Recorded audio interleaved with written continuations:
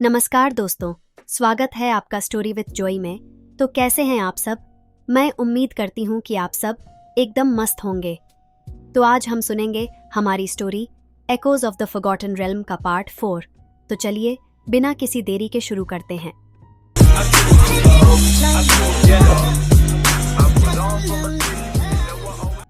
Royal का सफर whispering would say निकालने के बाद अब अगले कदम की तरफ था।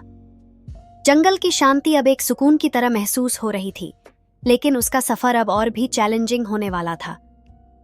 उसने अपने दिल में एक नए हौसले की चमक महसूस की, लेकिन उसका मन अब भी अगले ट्रायल्स को लेकर अनईजी था।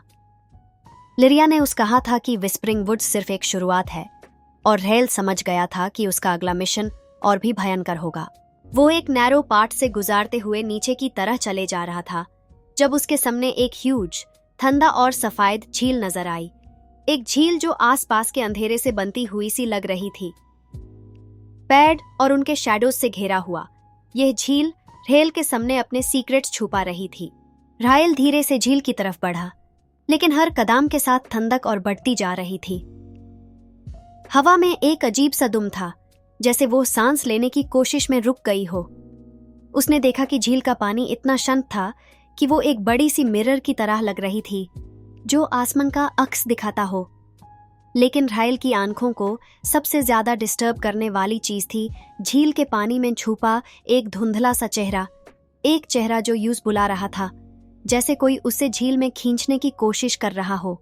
उसने लिरिया की आवाज सुनी थी। ये झील तुम्हारे इमोशंस का इम्तिहान लेगी। तुम्हारे अंदर की सबसे गहरी और भयंकर फीलिंग्स तुम्हारे सामने उभर कर आएंगी। तुम्हें अपने सबसे बड़ी कमजोरी का सामना करना होगा। रेल को समझ में नहीं आ रहा था कि लिरिया अब कहाँ है।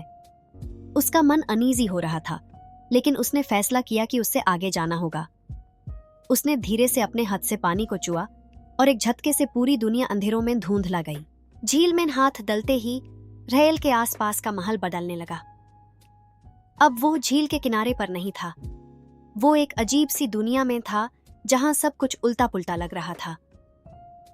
रायल ने देखा कि आसपास का माहौल उसके पास्ट की मेमोरीज की तरह बन गया था।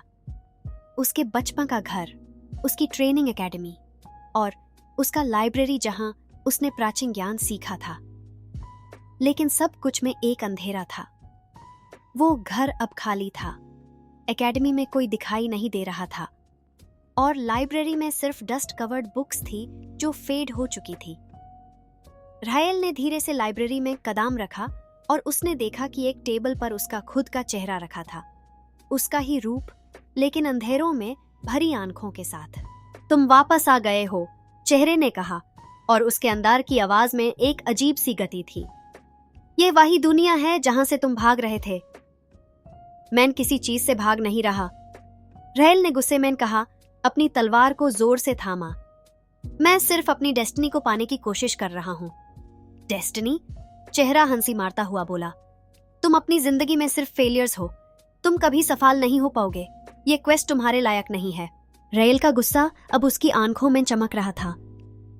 उसने अपने डाउट्स को इग्नोर करने की कोशिश की, लेकिन ये इल्यूजन्स इतने सख्त थे कि वो उसके अंदर के विचार बनने लगे। तभी रेल ने महसूस किया कि इल्यूजन धीरे धीरे डिसॉल्व हो रहा है। झील का असली रूप अब उसके सामने आ रहा था और वो वापस अपने नॉर्मल स्टेट में आने लगा। लेकिन अब उसके सामने एक पुरानी बोट थी जो पानी के बीच में थी, जैसे वो उसे बुला रही हो। उसने फैसला किया कि वो बोट में जाएगा, चाहे कुछ भी हो।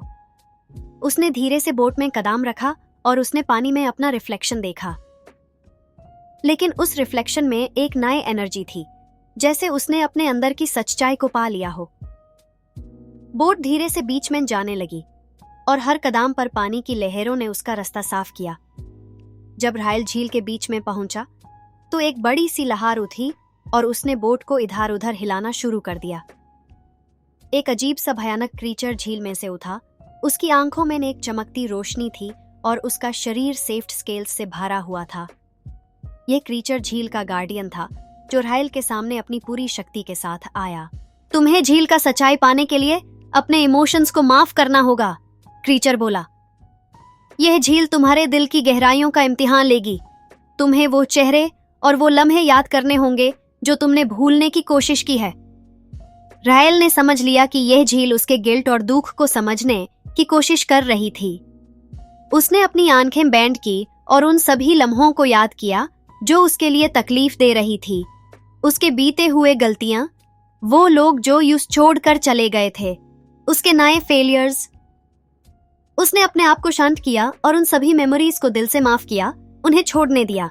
और तभी क्रीचर की रोशनी धीरे धीरे कम होने लगी। उसका रूप डिसॉल्व हो गया और उसने रायल की तरफ एक आशीर्वाद दिया। तुमने अपने दिल का बोझ उतार दिया है, अब तुम अगले ट्रायल के लिए तैयार हो। झील का पानी अब शांत हो गया था और रायल ने अपनी आंखें खोली। उसके सामने एक छोटी सी ग्लोविंग गेम थी जो उसके मिशन का अगला क्लू थी। उसने उस गेम को उठाया और उसने महसूस किया कि वो अब ज्यादा मजबूत हो गया है। बोट वापस किनारे की तरफ आ रही थी और लिरिया वहां फिर से उसका इंतजार कर रही थी। तुम्हें देखकर खुशी हुई, रायल, लिरिया बोली। तुमने अपने दिल की सबसे बड़ी कमजोरी को माफ करके खुद को आजाद किया है। अब तुम अगले मिशन के लिए तैयार हो। रायल ने लिरिया की तरफ मुस्कुराते हुए देखा। उसका हौसला अब नए उमंग से भरा था। उसने समझ लिया था कि यह सफर सिर्फ एक एडवेंचर नहीं था, यह उसकी खुद की रूह की जर्नी थी और वो इससे जीतने के लिए पूरी तरह तैयार था। यह था पार्ट 4, जहां रायल ने झील का इम्तिहान पार करके अपने दिल के अंधेरों को माफ किया।